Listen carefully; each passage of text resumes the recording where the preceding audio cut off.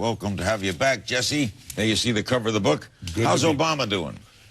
Too early to tell, Larry, really. And, you know, in my opinion, George Bush is the worst president in my lifetime. Have an opinion. Every time you come here, you I will. And he's the worst president in my lifetime. So Barack Obama, President Obama inherited something I wouldn't wish on my worst enemy. You know, 2 wars, an economy that's a borderline depression.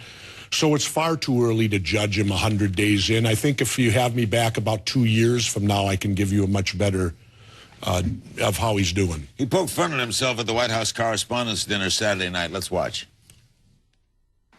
Finally, I believe that my next 100 days will be so successful I will be able to complete them in 72 days.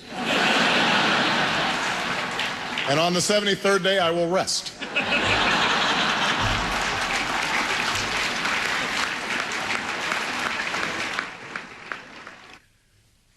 He's very likable. Oh, yeah. Admit, right? Very intelligent, which is a change from our previous president. All right already with Bush, okay? No.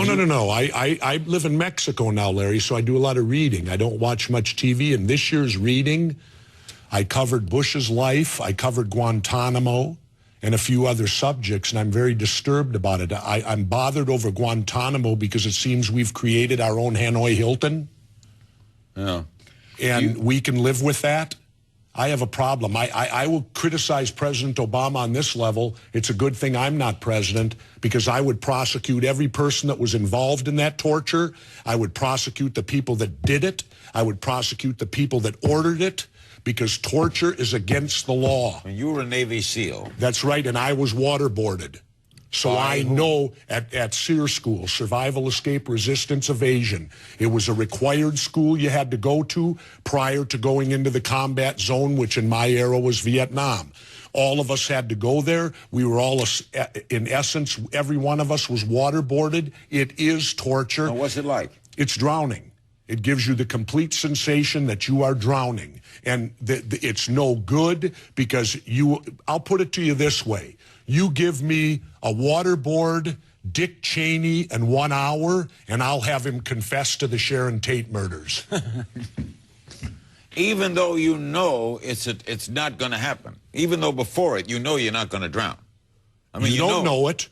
If it's done wrong, you certainly could drown. You could swallow your tongue. You could do a whole bunch of stuff to you if it's done wrong, or it's torture, Larry. It's torture. Do you think a lot of things to go into, Jesse? What do you make of the Cheney Limbaugh? Limbaugh is a better Republican than Powell. I don't have a lot of respect for Dick Cheney. Here's a guy who got 5 deferments from the Vietnam War.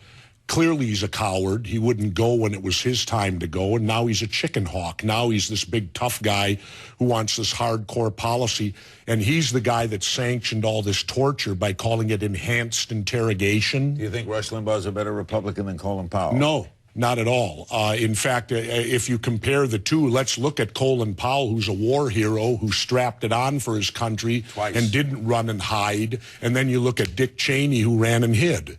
Well, I have no respect for Dick Cheney. I have tremendous respect for General Powell.